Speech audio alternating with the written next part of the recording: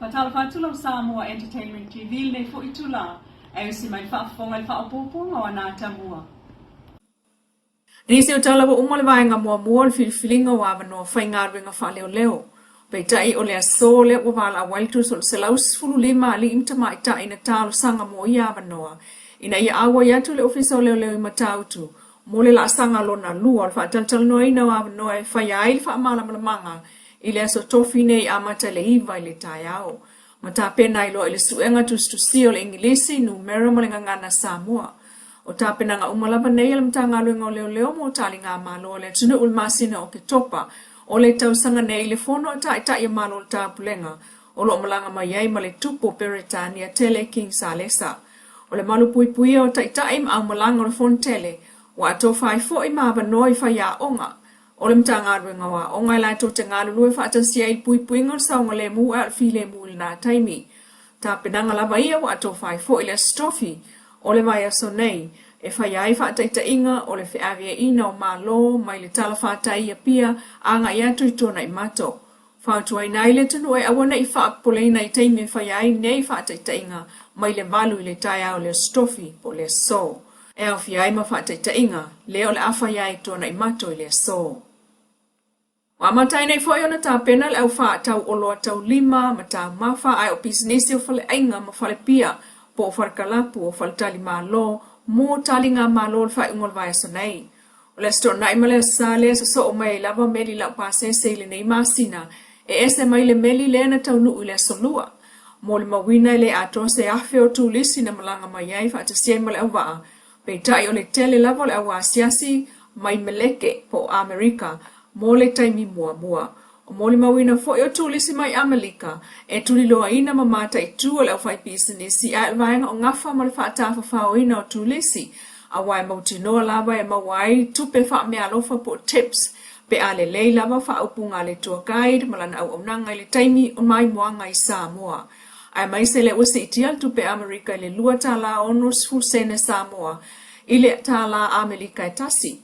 O tips ale au tour guide, e wha popo yo lato tutongi mai le salau lima sifulu tala i le tolu salau po le sile tu foi, e maua i le tolu i le lima i tu la po le sili atu, e wha iai ta whaonga. Ma manui ai foi le au whai o loa o wha to anga il marketi, ai mai se whala au Somalia e pe o whai pula. O ta awal pulenga le global shipping i Samoa, e ala na le wha atau isi va ai Samoa i o lo whala au, talue le lava le wha soa, I fuala au faisua po o sapalai o ta mawhamata, ma e leo teimi uma foi e tutusai nai tua ingo o loa maua i le maketi i Samoa.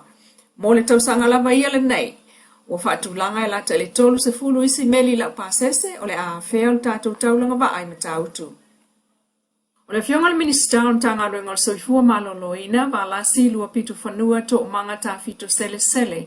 Na sauno alo i alfa pa ina o le isi la asanga i lumo le atina e o tangata iaia a fianga tuma o le mawhau. O le whanua e whaatu wailu la tō whale. Sauno wa ala sia sa mitanga i le malo. Le ato whaatu leo lau ele mo le atina ina o tangata iaia a fianga tuma o le mawhau. O le sauninga i le asona nafie pe o na sauno wa ala sia le ngata o le whaailonga ai o le whanua e whau le whale. Ai o le whaavae o whaamoemoenga o soifua nga ilumo nei fo tangata anu o Samoa. E pei o na ngafa tauli mai nae nei e le whaalapot putonga le Caution Trust mai o se tu aingo o na ngai taun ave iai whaatau e se taimi vave. O le whawina o se whale o se a wildlife sosonia il soifua manuia o tātou tangata. Sauno ai le minister o se tial mana onga, ia mana ia mawhaalea le soifua alu ilunga, o tangata o a fia mawhau wa afuai o na whai aloa iai se whaatatau.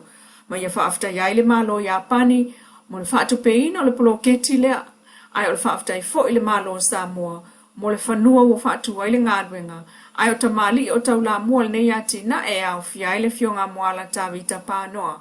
Tai mali e Charlie Westerland, ma le mta ngadwenga o wha natura malisiusi o manga, ai o le tunu lau tele, a inga wo au whai ngā ruenga le Caution Trust I mua. Wato ai neilwa yaso talo na mai a whailoa iatu le au whai whaato anga mai lalo le ploketi o le sa tap. Malem tanga ruenga o whaato anga I wha pulam wha mlama le au telenga wo iai ploketi lo na vaenga lo na 5, lo na phase 5. O wha la wiloa, e le tu lau whamatalanga whaalawa i tele mtangaluenga o whaatoanga. O se awa noa e whaailoa ai tūlanga ua iai le alu i lumo ati na e whaatoanga mlafu manu na fsosoani malo si iai ploketi le nei. Ina ua mai alpor kalame na mwhai fwoi whaamanu iai na umale malo le tunu una awa i whatula au. Manisi o me whaingaluenga e fsosoani atili le ati nae. Mai alo iai pe fufua ngalualu mao le sa tap mo le o atu ai. Ile la sangalo na ono le fei 6 na ia mawhai pea. Ono la tau ngāle lue whaatasi ma lumtanga le ngau whaatoanga na yasi itia pe fsosoani mato mai e mawhai o na whaamanu iai na ai whai whaatoanga tau a mata. Ma whai whaatoanga te tele i Samoa o lo o la tau whai pa anga. Ua mai a whaatino ai se whailo i ngā lumtanga lue ngau leo leo whale pui pui ma le toi fuata inga. Ma le pule ngā li i ma whai pule o leo fio anga o whenga. E peo na whaalia e le tu lau whaamtalanga whalawa i tele lumtanga lue ngau leo leo. O le sa vali le mtanga luenga le fio anga wa whenga a wale tau sia peo le file muu ma le fio anga le au waa. Ai mai se whatu ma wina o le malu pui pui o tangata nuu o a fio anga umai lua. O le fionga i le taita i leo leo sinia i atua ena lo mano paulo. O le vaenga o ngā luenga so tau au ma le atu nuu. Mai isi o taita i leo leo a siasi. Sa whai masui le mtanga luenga le neifeilo i ngā tāua e peo nta ua le whaamtalanga whalawa i tele mai leo leo. O le fionga le whaipule, a maulolo ta vita a mosa, sa whai masui o le fio anga o whenga. Mai na ia whaaftai le mtanga luenga i tusai ma le sa vali, ma whaalia e le fionga i le ali whaipule, le talia ai e le fio anga o whenga o le sa vali, ma le tausia ina peo le fi le mu. Nau ta inga lava ina ia saonga le mu ma malu pui tangata uma. E mamoli ai le anga whaaftai le mtanga luenga o leo leo, whale pui mal tue fuata inga le pule ngoa li ima whaipule o whenga.